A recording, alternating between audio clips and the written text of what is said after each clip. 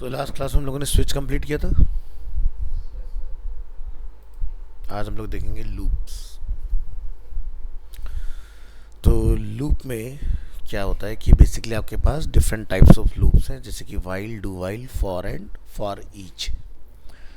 सबसे ज़्यादा जो यहाँ पर यूज़ में आता है वो आता है while loop and for each loop. चलिए देखते हैं step by step. Often when you write code you want to same block of code to run over and over again a certain number of times. So instead of adding several almost equal code lines in a script, we can use loops. अब जैसे कि आप में से काफ़ी लोग project बना रहे हो ई कॉमर्स से रिलेटेड। ई कॉमर्स के केस में क्या होता है कि जो हमारे कैटेगरीज होती हैं, जैसे उसे बना रहे हैं प्लांट्स के ऊपर बेस्ड है ना, उगाओ का रेफरेंस लेंगे हम।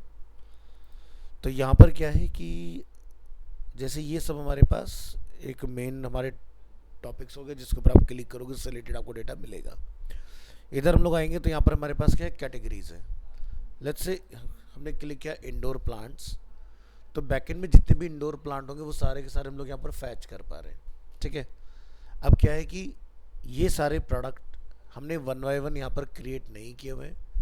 हमें अगर इसको PHP में अचीव करना हो तो हम लोग सिर्फ एक बनाएंगे। ठीक है, उसी को हम लोग लूप में ऐड कर देंगे और क्या होगा, उसी के बेसिस पर आपका टाइटल, आपका प्राइस, आपकी स्टार रेटिंग, ये सारी चीज़ें रिप्लेस होती चली जाएंगी। ठीक है, तो यही काम किससे होता है, लूप से। तो आगे जब हम लोग बैकएंड सीख जाएंगे MySQL वगैरह, तब आप ये पार्ट कर पाएंगे। ठीक है तो चलिए, तो इसका मेन एडवांटेज क्या रहा है कि सिमिलर कोड अगर आपको बार बार ओवर एंड ओवर अगेन लिखना पड़ रहा है, तो instead of adding several almost equal code lines in a script we can use loops. So loops are used to execute the same block of code again and again as long as a certain condition is true. तो example है कि हमारे पास यहाँ पर and number of products इसके अंदर available हैं, उसका नीचे का एक पेजिनेशन भी अवेलेबल है। तो इसका मतलब इन्होंने कहीं ना डेटा में लिमिट भी लगा रखी है कि एक पेज पर अगर मेरे पास बहुत ज़्यादा नंबर ऑफ प्रोडक्ट्स है, जैसे कि इनके पास टोटल 203 इंडोर प्लांट्स हैं, लिखा रहा है 203 प्रोडक्ट्स। तो इन 203 प्रोडक्ट्स में से इन्होंने लिमिट कर रखा है कि भाई यहाँ पर कितने प्रोडक्ट्स आएंगे। तो एक रो में 4 हैं,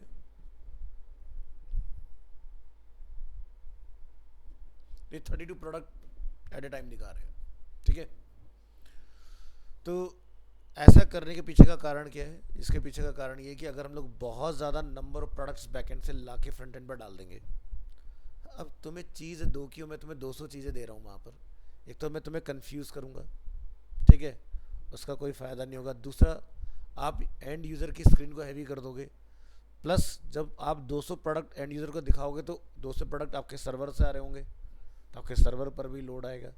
बट हमने क्या करा, 32 में डिवाइड कर दिया उस चीज़ को, इससे क्या होगा, लोड बैलेंस होगी, जहाँ पर उतनी पावर में एक बंदा देखता अब मेरे ज़्यादा लोग देख पाएंगे, है ना। तो इस तरह का एडवांटेज रहता है हमने कंडीशंस वगैरह लगा कर लूप कराने में। तो अभी हम लोग ऐसा कुछ रियलिस्टिक तो नहीं कर पाएंगे, बट नंबर्स के थ्रू हम लोग समझने की कोशिश करेंगे।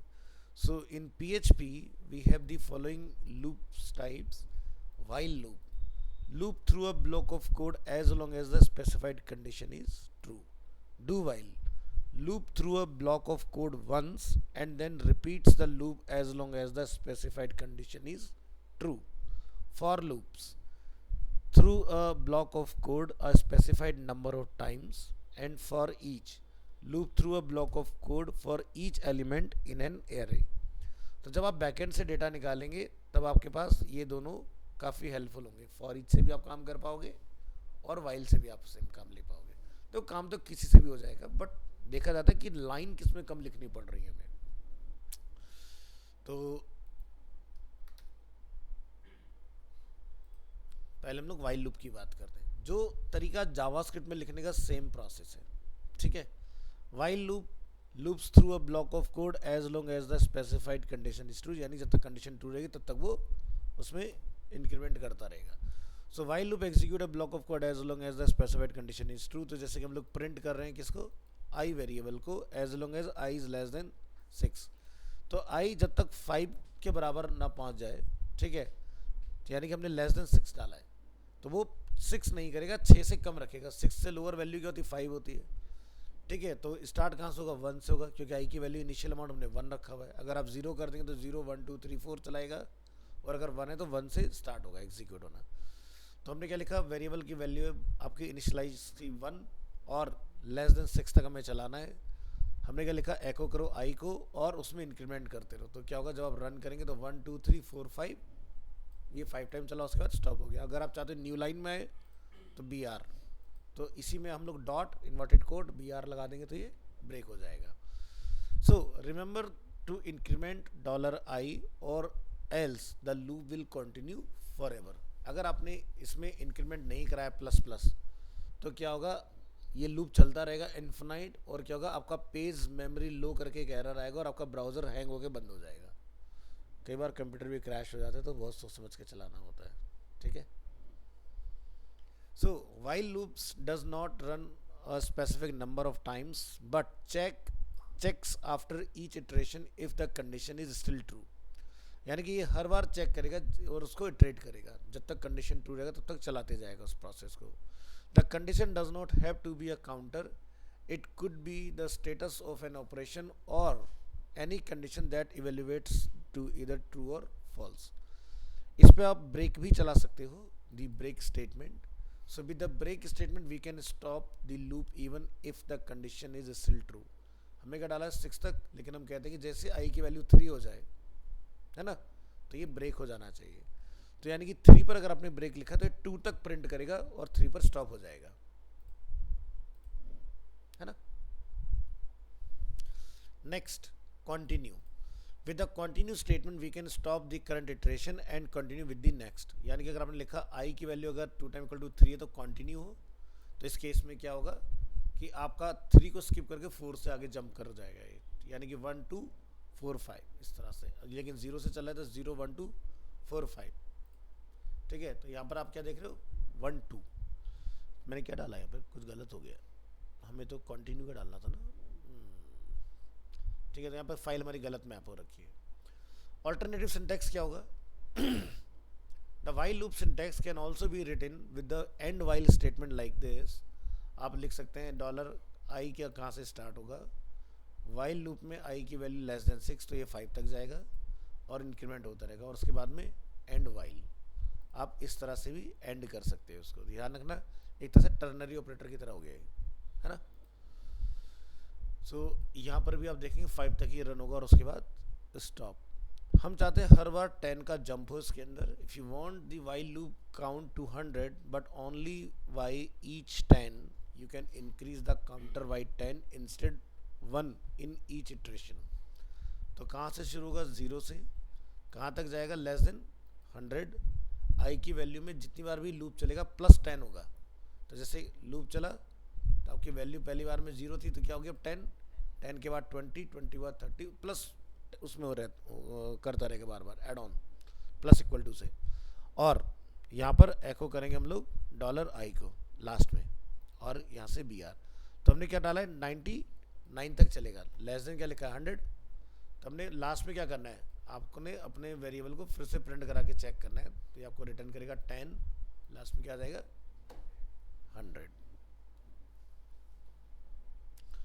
तो इस तरह से आप अपना ये वाइल लूप चला सकते हो। फिर आता है डू वाइल। आउटपुट सेम, लिखने का तरीका different.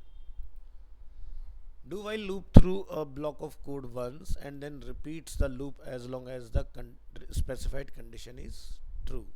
So do while loops is always execute the block of code at least once. It will then check the condition and repeat the loop while the specified condition is true. तो जैसे कि print I as long as I is less than 6। तो यहाँ पर I की value है 1, हम इसको क्या बोलते हैं, do। पहले करो while उसको चेक करना है, ये पहले कर देगा चाहे कंडीशन। अब आपकी यहाँ पर जैसे हम लोग एग्जाम्पल के लिए देख रहे हैं, हमने लिखा लेस देन 6, लेकिन ये 5 करने के बाद 6 कर चुका है, लेकिन जब चेक करता है उसके बाद रुकता है जाके कि नहीं इससे तो 5 तक ही रखना है हमें, ठीक है। तो डू वाइल, पहले करो फिर चेक करो देन चेक। तो मतलब आपने कोड में क्या कराना है, पहले चेक कराना है देन इंक्रीमेंट कराना है, या पहले इंक्रीमेंट कराना है देन चेक कराना है। तो उस तरह से आपको कंडीशंस को लॉजिकली चूज करना पड़ेगा अपने वर्क में। आउटपुट की बात करेंगे, दोनों में सेम ही मिल जाएगा आपको देखने के लिए। सो in a do while loop the condition is tested after executing the statements within the loop. This means that the do while loop will execute its statement at least once even if the condition is false. ठीक है, तो जैसे हम लोग example देखेंगे, let us see what happens if we set the I variable to 8 instead of 1 before execute the same do while loop again. तो आप यहाँ देखिए, हमने यहाँ पर इनिशियलाइज कहाँ से किया, 8 से इसको। अब देखो ये क्या करता है, set I equal to 8 then print I as long as I is less than 6। ठीक है, तो इसने 8 को प्रिंट कर दिया इसमें।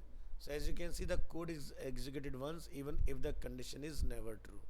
तो उसने 8 का आउटपुट आपको प्रिंट कर दिया कि ये नहीं होना चाहिए था।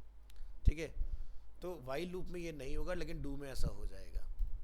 so the code will be executed once even if the condition is never true। so बाकी ब्रेक की बात कर लें इसके अंदर, तो डू के अंदर आप इस तरह से ब्रेक टेस्ट करा सकते हो, तो ये आपका ब्रेक हो जाएगा 1 2 पर। सिमिलरली आप कंटिन्यू की बात करेंगे तो आपका ये कंटिन्यू हो जाएगा, यानी कि डू में इंक्रीमेंट करिए और उसमें आप कहाँ से कंटिन्यू करना चाहते हैं वो डिफाइन कर दीजिए, काम कर जाएगा। नेक्स्ट हमारा आएगा नंबर 4 फॉर लूप। इसमें क्या था, तीनों चीज़ हम लोग एक साथ डिफाइन करते हैं। एक्सप्रेशन 1 कहाँ से शुरू होगा, कहाँ तक जाएगा, इंक्रीमेंट या decrement. The for loop through a block of code a specified number of times. The PHP for loop is used when you know how many times the script should run.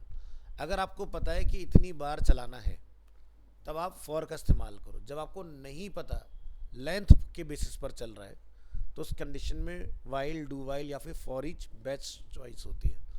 तो for को तभी चलाते हैं जब हमें, जैसे मैंने शायद जब जावास्क्रिप्ट पढ़ाया था तो मैथ का टेबल बना के दिखाया था, तो हमें पता है ना कि हमें 10 तक का बनाना है या कहाँ तक का बनाना है।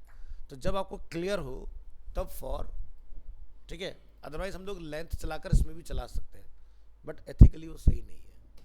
ठीक है, so this is how it works. Expression 1 is evaluated once, 2 is evaluated before each iteration and 3 is evaluated after each iteration। 1 जो है वो एक ही बार चलेगा कि कहाँ से शुरू होगा, 0 से या 1 से या 2 से।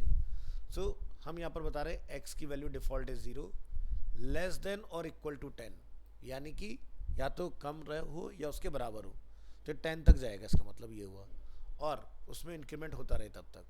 ठीक है, तो यानी कि ये तो पता चल गया 0 से शुरू होगा, तो ये हर बार क्या करेगा, इसको इवेल्युएट करेगा, जब भी एक नया वो प्रिंट करेगा आपका, और जब ये चलेगा तो उसके बाद में ये वाला पार्ट आपका आफ्टर ईच इटरेशन चेक होगा। तो यहाँ से आप देखोगे 0 से शुरू और कहाँ तक गया, 10 तक।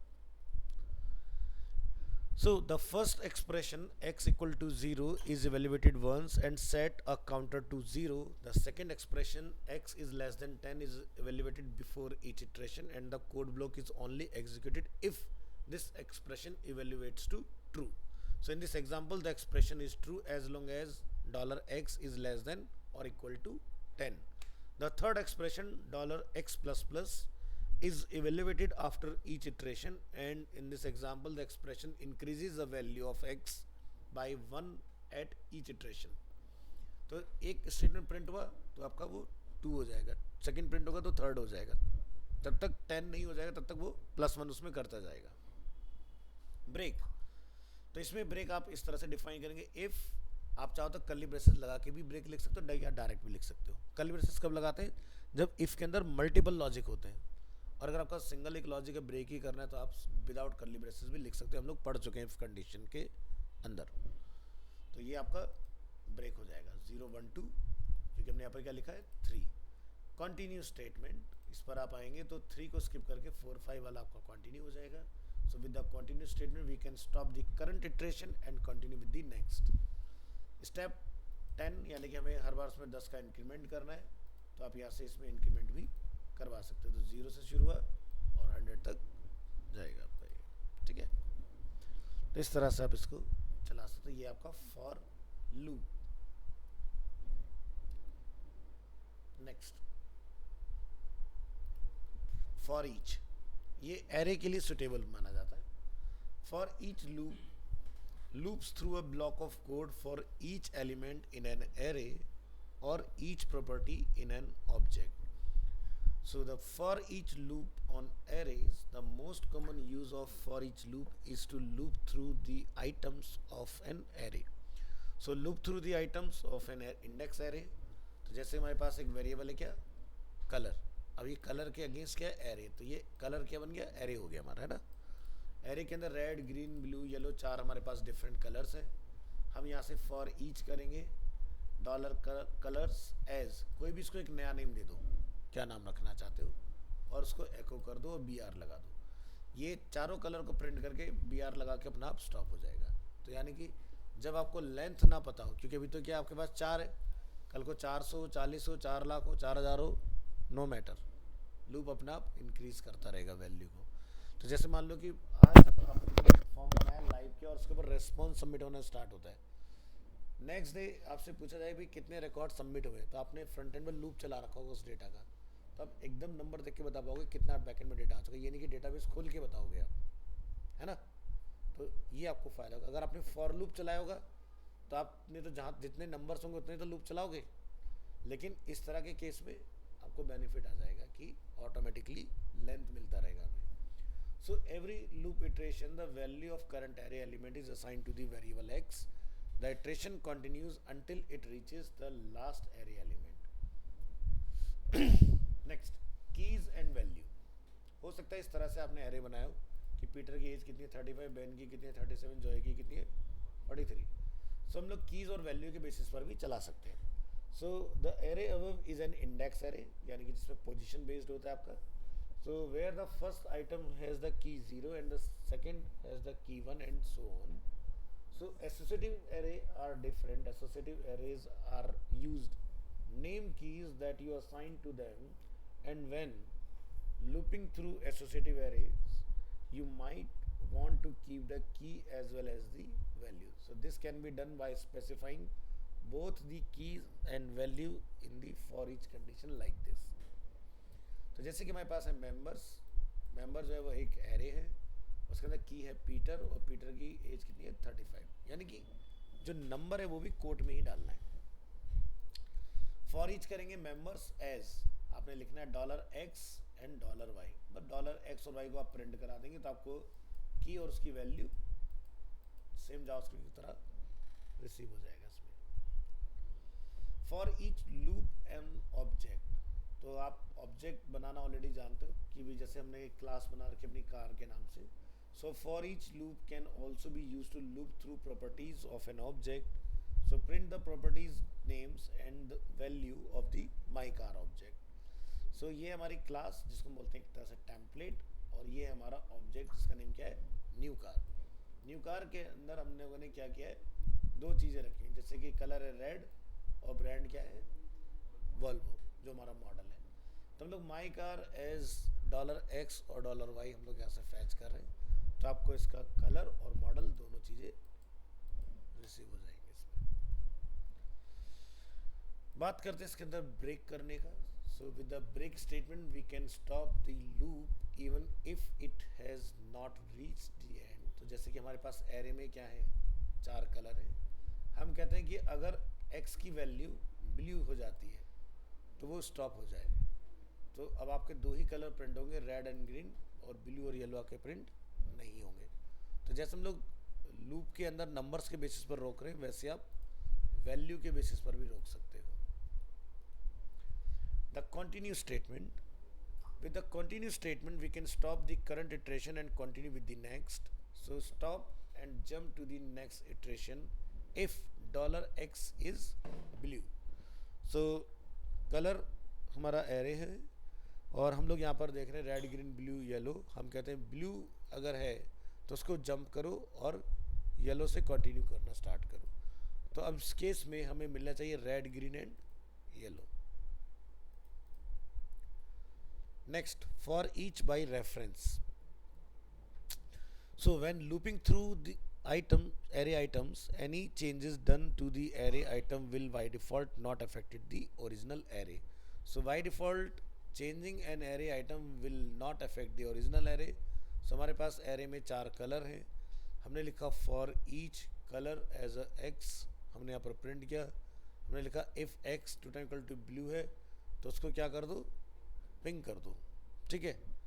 और वेरिएबल अंडरस्कोर डंप में हम लोग अगर कलर को जाके चेक करते हैं तो आप यहाँ देखोगे रेड ग्रीन ब्लू येलो, ठीक है, ये हमने डिफाइन किया है, हमारा कलर तो अपडेट नहीं हुआ ना, ठीक है। But by using the end character in the for each declaration the array item is assigned by reference which results in any changes done to the array item will also be done to the original array.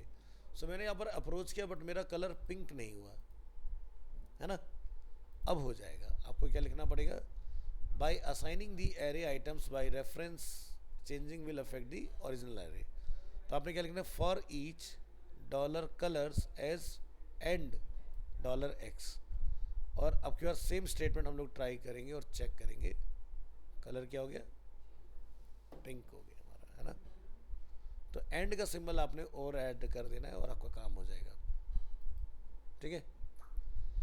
Next, alternative syntax for each loop syntax can also be written with the end for each statement like this.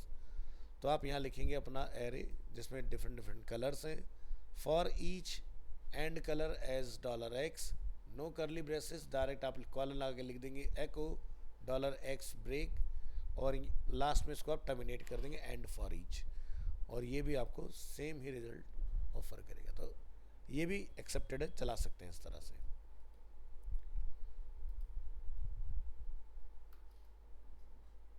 Next, break. So break हम लोग already पढ़ चुके हैं। The break statement can be use to jump out of different kind of loops. So break in for loop, the break statement can be used to jump out of a for loop. So ये हमारा for loop है जिसमें हमारा expression 1, expression 2, expression 3 available है। हमने बोला है कि अगर x की वैल्यू 4 हो जाती है तो ये रुक जाए, ठीक है। तो आप यहाँ देखेंगे कि आपका 3 पर पहुँचने के बाद 4 को मैच करते स्टॉप हो गया। वाइल लूप में हम लोग ब्रेक किस तरह से लिखेंगे, वाइल लूप को एग्जीक्यूट करने के बाद आपने ब्रेक को डिफाइन करना है, तो ये 3 तक जाके स्टॉप हो जाएगा। डू वाइल लूप में किस तरह से करना है, डू के तुरंत बाद आपको ब्रेक बताना होगा और ये स्टॉप हो जाएगा। फॉर ईच लूप में किस तरह से करना है आपने, तो आपने जैसे यहाँ से कलर डिफाइन किए, बस आप यहाँ जाके बता देंगे इफ़ कलर की वैल्यू अगर ब्लू है तो ये स्टॉप हो जाए। तो ये देखिए रेड ग्रीन और स्टॉप हो गया। ऐसे आप कंटिन्यू का देख सकते हैं।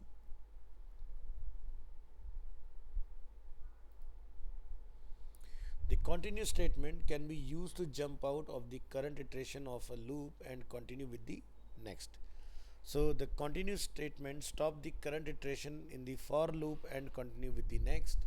So जैसे कि move the next iteration if $x equal to 4, तो आप यहाँ पर देख सकते हैं for x equal to 0, x is less than 10 plus plus, हमने बोला जैसी वैल्यू यहाँ पर 4 हो तो 3 तक चल के बंद हो जाना चाहिए। सॉरी मैंने क्या डाला था, कंटिन्यू। तो सॉरी यहाँ पर ये 4 को स्किप करके 5, 6, 7, 8 पर आगे कंटिन्यू कर जाएगा। इस तरह से वाइल लूप में अगर आप कंटिन्यू करेंगे तो अगेन 4 को स्किप करके आगे बढ़ेगा, ठीक है। नेक्स्ट डू वाइल लूप, तो यहाँ पर आपको 3 को स्किप करके आगे निकल जाएगा, ठीक है। और फॉर ईच लूप के अंदर अगर आप जाएंगे तो ब्लू को स्किप करेगा और येलो तक आ जाएगा, red green blue skip yellow. तो ये हैं आपके डिफरेंट टाइप्स ऑफ लूप्स। बात करते हैं function. So the real power of PHP comes from its function. तो PHP में आपके सबसे ज़्यादा फंक्शंस होते हैं और जावास्क्रिप्ट में आपको होते हैं मेथड्स और objects.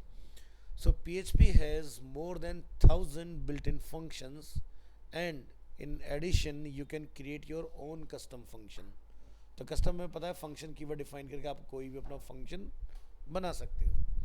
So PHP built-in functions, PHP has over 1000 built-in functions that can be called directly from within a script to perform a specific task. So user defined functions, beside the built-in PHP functions, it is possible to create your own functions.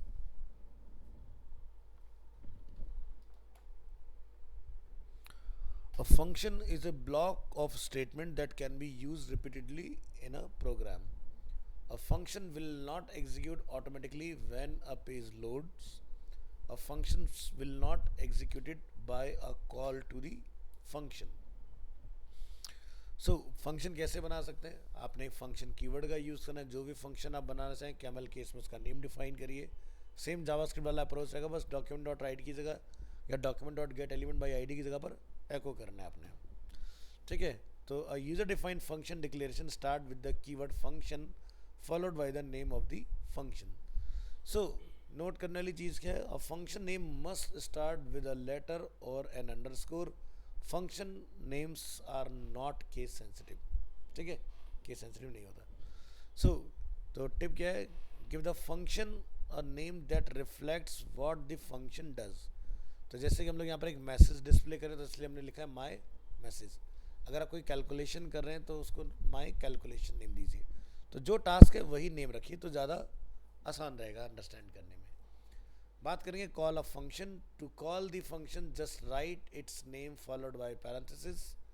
और ये हमारा function है और हम चाहते हैं कि इसके बाद में ये ऑटोमेटिकली एग्जीक्यूट हो जाए. तो यहाँ ऑनलोड जैसा कोई इवेंट नहीं होता जो आप जावास्क्रिप्ट में पढ़ के आए हो. फंक्शन नीचे डिफाइन कर दो जाके फंक्शन को, ये ऑटोमेटिकली ट्रिगर हो जाएगा. तो आप यहाँ देख सकते हैं हेलो वर्ड में रिटर्न में आ रहा है. So in our example we create a function named my message. The opening curly braces indicates the beginning of the function code and the closing curly braces indicates the end of the function. The function outputs is hello world. तो ये है opening और ये है closing. Next, PHP function arguments. Arguments क्या होता है कि भाई मैंने कोई पैरामीटर यहाँ पास कर दिया ब्रैकेट के अंदर. ठीक है, तो यहाँ पर क्या बोलते हैं? आर्ग्यूमेंट्स. जावास्क्रिप्ट में क्या बोलते हैं? Parameters. So information can be passed to functions through arguments. An argument is just like a variable. So arguments are specified after the function name inside the parenthesis. You can add as many arguments as you want, just separate them with a comma. So the following example has a function with one argument $name, fname. When the family name function is called, we also pass along a name, example Jenny, and the name is used inside the function which outputs several different first name but an equal last name.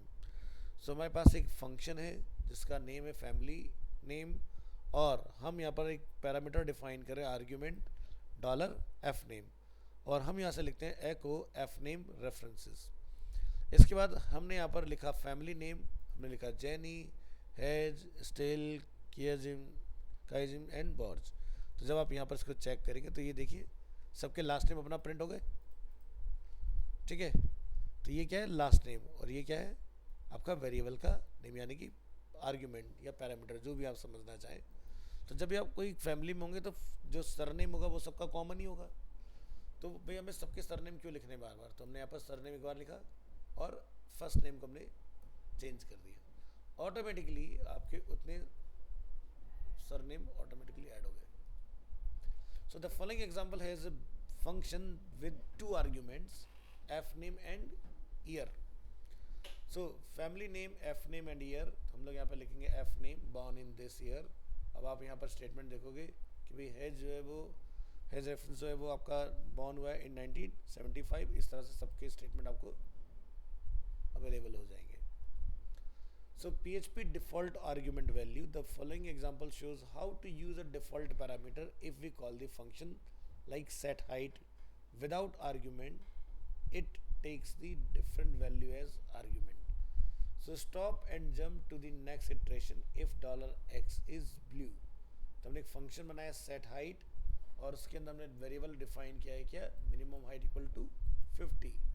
एको कर रहे हैं the height is minimum height को हमने यहाँ पर print कराया तो इसकी हाइट जो है वो आपको रिटर्न आएगी. हमने यहाँ पर लिखा है set height is 350. Set height will use the default value of 50. Set height is 135 and set height is 80। अभी क्या हो रहा है भाई, हम ये कहते हैं कि अगर हमने कहीं पर सेट हाइट में कोई वैल्यू पास नहीं की तो 50 रीड करे वो, और अगर हम लोग अपनी डालना चाह रहे तो अपनी जो है डिफ़ॉल्ट वैल्यू को ओवरराइट कर पाए। तो आप क्या देख रहे हो, हमने इसको नहीं दिया था तो उसका ऑटोमेटिकली डेटा क्या रहा है 50, और जिसको हम लोग बदलना चाह रहे हैं उसको बदल भी पा रहे हैं। Function returning values. To let a function return a value, use the return statement. Stop and jump to the next iteration if $x is blue. So function है हमारे पास sum, और उसके अंदर दो आर्ग्यूमेंट कह सकते हैं $x and $y। G variable में हमने क्या करा, उनका टोटल करके रिटर्न किया है और रिटर्न कराया हमने $z को। तो क्या होगा, अगर आपने लिखा एको 5 + 10, ठीक है, हम सब में जाके अपना जो हमारा फंक्शन है उसको हम लोग वैल्यू दे रहे हैं आर्ग्यूमेंट में 5 और 10, तो ये आपका 15 हो जाएगा और ये आपका 20 रिटर्न आ जाएगा, ये आपका 6 रिटर्न आ जाएगा। चेक करके देखिए, है ना। तो इस तरह से रिटर्न भी सेम जावास्क्रिप्ट की तरह आप करवा सकते हो। Next, passing argument by reference. So in PHP, arguments are usually passed by value, which means that a copy of the value is used in the function and the variable that was passed into the function cannot be changed. So when a function argument is passed by reference, changes to the argument also change the variable that was passed in. To turn a function argument into a reference, the AND operator is used. So use a pass by reference argument to update a variable. So function है हमारे पास add_5, और हम यहाँ पर reference का use करेंगे argument का and $value, and $value में हमने रीअसाइन किया है +=5। सो हमने लिखा है पर $num की वैल्यू है 2, हमने यहाँ पर add5 को कॉल किया है जिसके अंदर 5 की वैल्यू है, तो num को डालती क्या हो जाएगा 7। तो जब आप num को प्रिंट करेंगे तो आपको क्या रिटर्न आता है 7 आता है। इस तरह से variable numbers of arguments by using the triple dot operator, जिसको हम लोग स्प्रेड ऑपरेटर बोलते हैं। By using the spread operator in front of the function parameters, the function accepts an unknown number of arguments. This is also called a variadic function. The variadic function argument become an array, a function that do not know how many arguments it will get. So function है हमारे पास, name है sum my numbers, bracket triple dot $x हमने यहाँ पर पास किया, n की value हमने रखा है 0, लेंथ को हमने डिफाइन किया काउंट, और उसके अंदर पास किया हमने $x। फॉर लूप के अंदर हम लोग लिख रहे हैं i = 0 और i is less than $length, और i की वैल्यू में तब तक इंक्रीमेंट होता रहे जब तक वो लेंथ अचीव ना कर ले। n += हमने असाइन किया $x और उसके अंदर हमने i को कॉल करा है। अब हम लोग यहाँ पर क्या करेंगे, रिटर्न $n बोले तो नंबर, तो $a = हम लोग यहाँ लिखेंगे सम माई नंबर, जैसे 5262277, तो इसका टोटल जो है वो आपको यहाँ पर रिटर्न आ जाएगा, जैसे कि 29, ठीक है। तो इनको अगर आप टोटल कर देखो तो यही आपका आएगा result. So you can only have one argument with variable length and it has to be the last argument. So a function that do not know how many argument it will get, तो जैसे कि हमने यहाँ पर लिखा है क्या, function my family last name, और हमने यहाँ पर वेरिएडिक क्या रखा है $first name, text = blank, length = count, और काउंट में कॉल करेंगे फर्स्ट नेम। फॉर लूप में इसको हम लोग पास करेंगे, ठीक है, और लिखेंगे $text high, $first name, $i, और यहाँ पर $लास्ट नेम को आपने कॉल करा देना और रिटर्न कर देना टेक्स्ट। तो जैसे कि फैमिली में डॉय, जेनी, जॉन, जोए ये सब लोग हैं, तो आप यहाँ पर देखेंगे इन सभी का रिजल्ट हमें देखने के लिए मिल जाएगा। तो जो वेरिएडिक वैल्यू है आपने ये ध्यान रखना है वो फर्स्ट होनी चाहिए, बाकी सारी लास्ट में जाएंगी आपकी, ठीक है। जो सबके उसमें ऐड होंगी वो सबसे पहले रखनी। तो यहाँ देखो ये वाला पार्ट, तो ध्यान रखिए इसको सबसे पहले रखना है। So in the variadic argument it is not the last argument, you will get an error. अगर मैंने डॉय को लास्ट में रख दिया तो इस केस में आपको एरर थ्रो करेगा। Next, having the separate operator on the first of two arguments will raise an error. हम यहाँ पर डिफरेंट तरीके में देखेंगे, my family dollar first name और लास्ट नेम, ठीक है। तो डिफरेंस क्या है, वेरिडिक वैल्यू हमने यहाँ पर लास्ट में रखा हुआ है, यहाँ हमने वेरिडिक वैल्यू को क्या रखा है पहले। इस केस में आपको एरर देगा, ट्राई करके देखें। Only the last parameter can be variadic, ना कि फर्स्ट, ठीक है। तो जो आपको लगता है कि चेंज हो सकता है बार बार, उसको हमेशा ध्यान रखना है, लास्ट में रखना है, ठीक है। तो इसी वजह से पहले वाले एग्जाम्पल में लास्ट नेम पहले था और फर्स्ट नेम बाद में था, बट एग्जीक्यूट करते टाइम पर आप फर्स्ट नेम को पहले और लास्ट नेम को बाद में रख सकते हो। बट ध्यान रखें कि जब आप डिफाइन करें, जो जिस वेरिएबल में डेटा वेरिएबल रहेगा, मतलब चेंज होता रहेगा, उसको आपने पहले नहीं रखना है, उसको बाद में रखना है, ये आपको ध्यान रखना होगा। सो PHP is a loosely typed language. So in the example, notice that we did not have to tell PHP which data type the variable is. So PHP automatically associate a data type to the variable depending on its value. Since the data type are not set in a strict sense, you can do things like adding a string to an integer without causing an error. So in PHP 7, type declaration were added. This gives us an options to specify the expected data type when declaring a function, and by adding the strict declaration, it will throw a fatal error if the data type mismatch. So in the following example, we try to send both a number and a string to function without using strict. तो जैसे मान लो कि भाई आपने एक variable define कर रखा है, उसमें एक टेक्स्ट आपका स्ट्रिंग और एक टेक्स्ट आपका इंटीजर फॉर्म में रखा हुआ है, तो PHP इसको भी टोटल कर लेता है, ठीक है, कैलकुलेट करके आपको रिजल्ट दे देगा। जावास्क्रिप्ट सब कुछ कर लेगा, लेकिन क्या नहीं कर पाएगा, एडिशन। क्यों? क्योंकि वहाँ पर प्लस जो ऑपरेटर होता है वो कॉन्कैटिनेशन के लिए दिया होता है, और PHP में जो कॉन्कैटिनेशन होता है वो आपका किससे चलता है, डॉट से।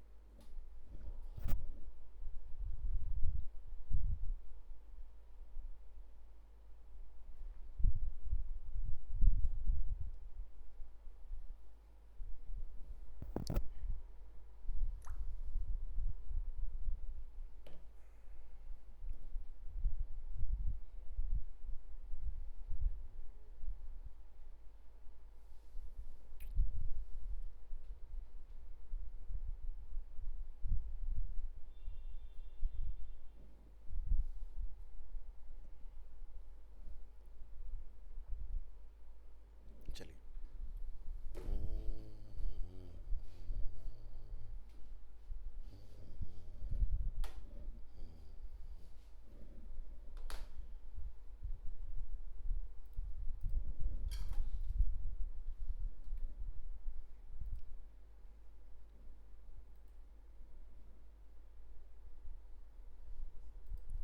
एग्जाम्पल कॉपी करेंगे।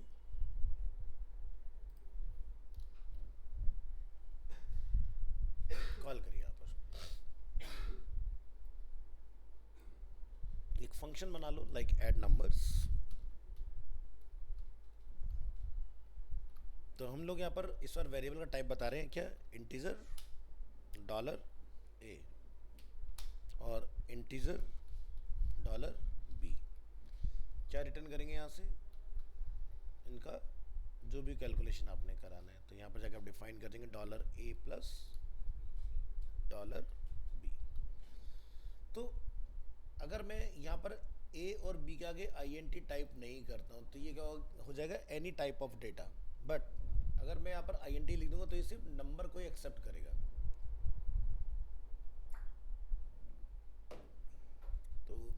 को करेंगे यहाँ पर ऐड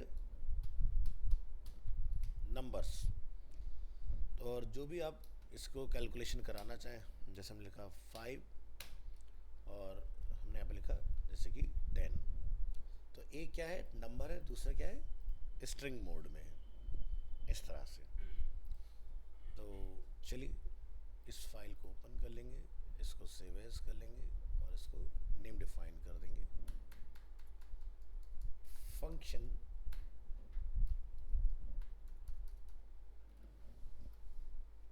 नॉन स्ट्रिक्ट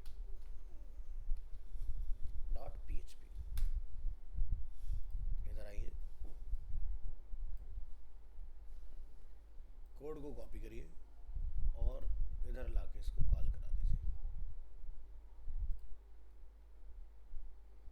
यहाँ लिखिए php पेस्ट,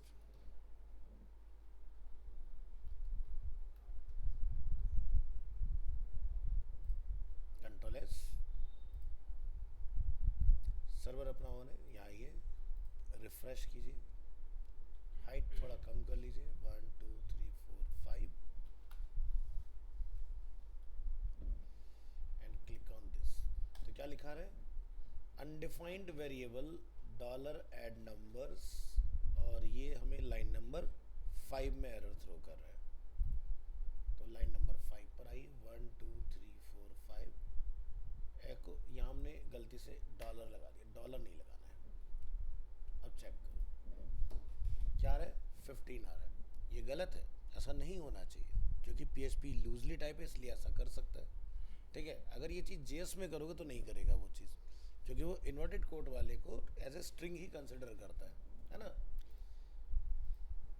तो इसके लिए आपको क्या करना पड़ेगा, एक स्ट्रिक्ट डिफाइन करना पड़ेगा, जिसकी हेल्प से क्या होगा, फिर आपको ये प्रॉब्लम नहीं आएगा।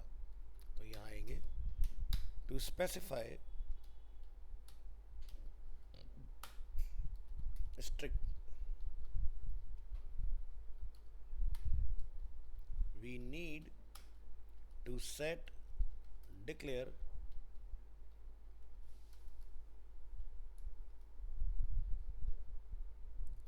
strict underscore types equal to 1. This must be on the very first line of the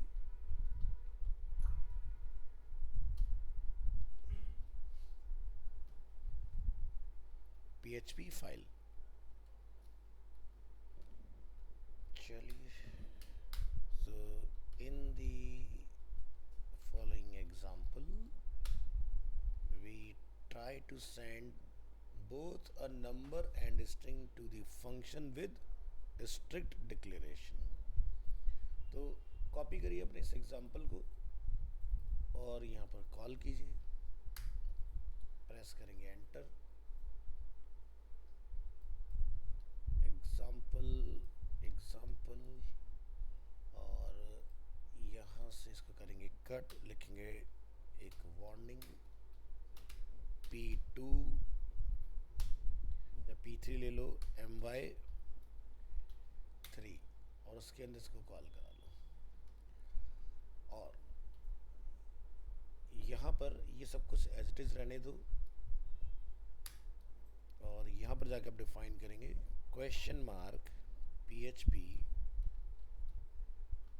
declare, और यहाँ पर आप लिखेंगे strict underscore types equal to 1, और इसको क्लोज कर दीजिए।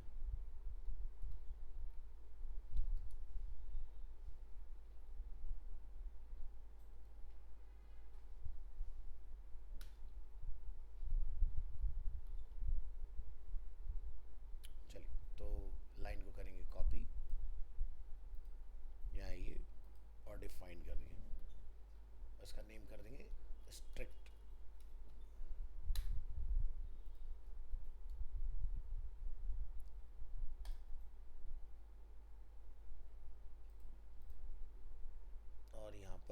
स्ट्रिक्ट कर दो इसको। ब्राउज़र में आइए, इसको करिए क्लोज, रिफ्रेश करिए। यहाँ पर एक आध लाइन की कमी है तो यहाँ से हाइट को बढ़ा दो 7। ठीक है, तो आपने क्या करना है, सबसे पहली जो लाइन होगी वो डिक्लेरेशन में आपने डिफाइन करना है strict underscore types equal to 1। तो इसकी हेल्प से क्या होगा, अब अगर आप यहाँ पर इसको कोई दूसरा डेटा दोगे तो ये उसको डिनाई करेगा। रिलोड, रन एग्जाम्पल पर क्लिक कीजिए। क्या लिखा रहा है, फिर से कुछ गलती की क्या हमने, ओहो, यहाँ भी सही करो, यहाँ भी सही करो इसको। ठीक है, तो क्या लिखा रहा है, uncaught type error, add number argument two, यानी कि $b की बात हो रही है, मस्ट बी टाइप इंटीजर।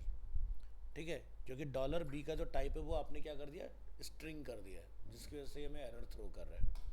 तो अगर मैं इसको यहाँ पर सही कर देता हूँ, अब ये प्रॉब्लम देखो सॉल्व हो जाएगी और आपको टोटल अब सही मैनर मिलेगा, यानी कि अब आपका टाइप जो है वो चेक किया जा रहा है। इससे पहले आपका टाइप जो है वो चेक नहीं हो पा रहा है ना। तो बहुत क्लियर एरर है, अनकॉट टाइप एरर। ठीक है, ऐड नंबर्स जो हमारा फंक्शन है, आर्ग्यूमेंट 2, यानी कि जो हमने ए और बी जो हमने डिफाइन करके, तो $b का जो टाइप है वो इंटीजर है और आप उसको टेक्स्ट वैल्यू साइन कर रहे हो। इतना पार्ट फिक्स करो और आपका आउटपुट सही हो जाएगा। तो ये होता है स्ट्रिक्ट। तो इसमें गलत डेटा नहीं आ सकता। ठीक है, ए लिख दोगे तो सिर्फ अल्फ़ाबेटिकल ही एक्सेप्ट करेगा, यानी कि स्ट्रिंग को एक्सेप्ट करेगा इस तरह से। तो ये आपका स्ट्रिक्ट का एग्जांपल हुआ। तो यहाँ आएंगे, dot mark P2 my3,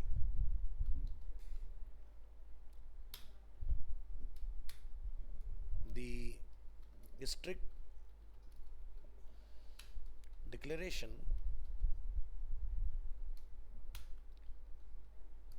forces things to be used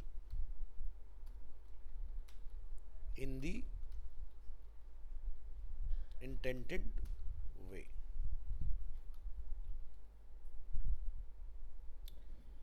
और इसको इसके बाहर लिखो,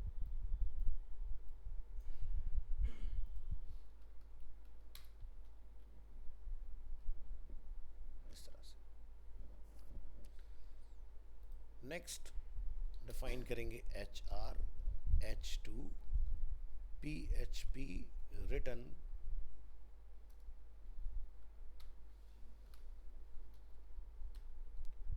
type declaration.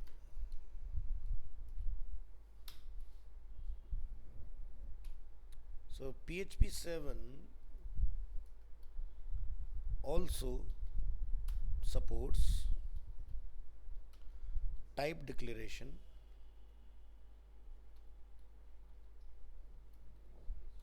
for the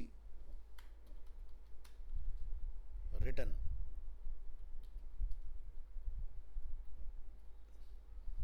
statement, like with the type declaration for function arguments by enabling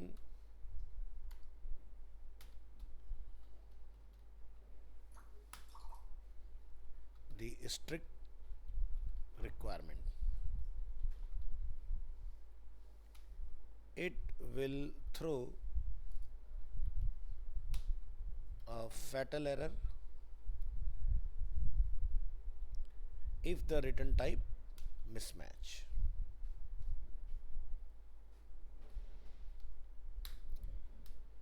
So to declare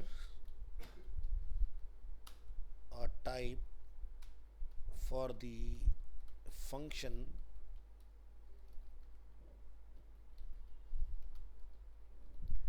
return, add a colon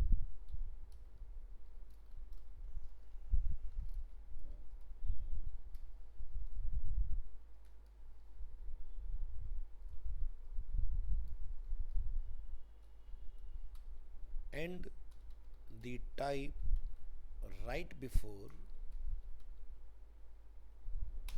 the opening curly braces.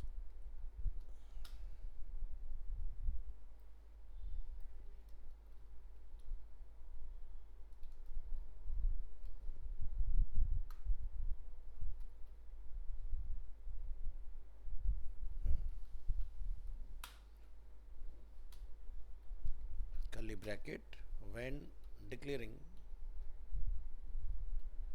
the function. So in the following example, we specify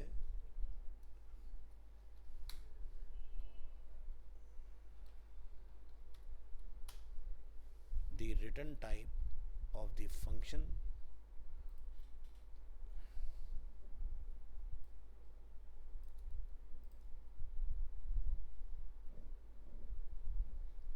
check करो browser में कोई error तो throw नहीं कर रहा है।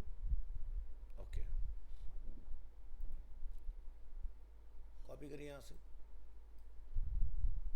Define करेंगे यहाँ पर और सो php declare strict underscore type equal to 1 function and number। तो इस बार इंटीजर की जगह पर हम लोग ट्राई कर लेते हैं क्या, फ्लॉट एंड फ्लॉट।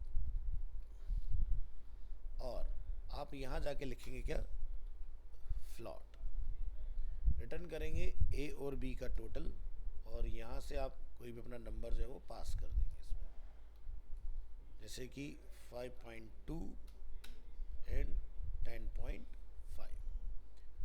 और इसको करिए कॉपी, और इस फाइल को आपने सेव एज कर लेना है, और यहाँ जाकर हम लोग डिफाइन कर देंगे रिटर्न स्ट्रिक्ट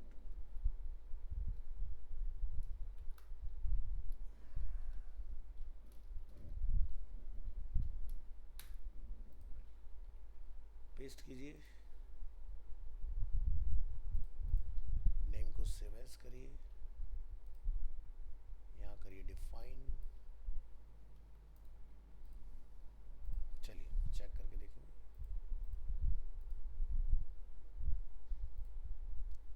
ठीक है, तो टोटल कितना हो गया 15.7। तो 5 और यहाँ पर 2, तो ये हो गया 7, और ये 10 और 5 आपका ये भी टोटल हो गया। इस तरह से तो हम लोग यहाँ पर भी इस तरह से अपना टाइप डिफाइन कर सकते हैं। ठीक है, ये भी आपका एक वैलिड अप्रोच है। ऐसे आपका अगर इंटीजर है तो आप INT, अगर वेरिएबल में स्ट्रिंग है तो स्ट्रिंग। तो डेटा टाइप जितने भी हम लोग पढ़ चुके हैं वो सारे डेटा टाइप आप यहाँ पर इस तरह से लिखकर चला सकते हैं, वो काम करेगा। ठीक है, तो इस केस में क्या होगा कि जो भी आप यहाँ पर डेटा डालोगे वो फ्लॉट में ही काउंट किया जाएगा। Next,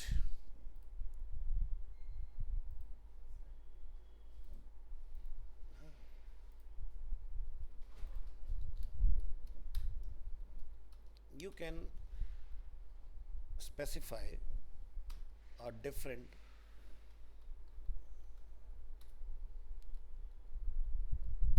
return type। तो इसके लिए हम यहाँ से एग्जांपल करेंगे कॉपी, यहाँ पर करेंगे कॉल, और यहाँ पर हम लोग इसको फ्लॉट को रिप्लेस कर देंगे विद, या मैं इसको INT कर देता हूँ। ठीक है, इस तरह से। सो इस केस में क्या होगा कि अब आपका इंटीजर में काउंट करेगा इसको। यहाँ से जाइए, इसका नेम चेंज कर दो, और यहाँ जाके आप इसको कॉपी कर लो और इधर लाके पास कर लो। तो हम यहाँ पर क्या बोल रहे हैं, डेटा क्या है फ्लॉट, और यहाँ पर हम लोग क्या बोल रहे हैं, इंटीजर। तो मेरे ख्याल से अब जो ये काम करना चाहिए, ये आपका इसको टोटल करेगा, ना कि फ्लॉट वाली वैल्यू को। ट्राई करो। तो हमने इसका रखा है स्ट्रिक्ट 1, तो यहाँ से इसका नेम स्ट्रिक्ट 1 में रिप्लेस। रिफ्रेश,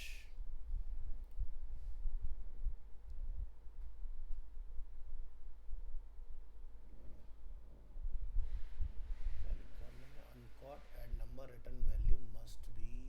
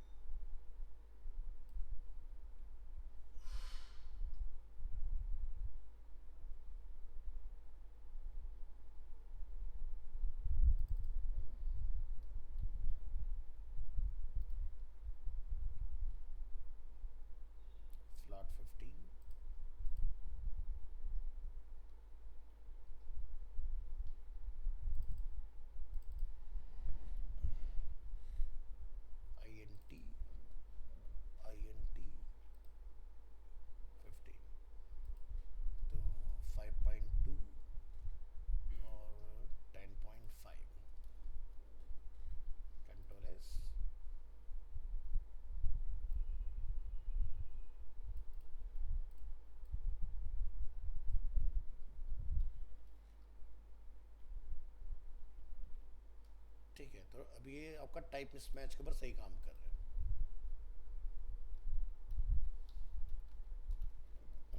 यहाँ जाइए इसको इंटीजर, और इसको वापस हम लोग फ्लॉट कर लेंगे।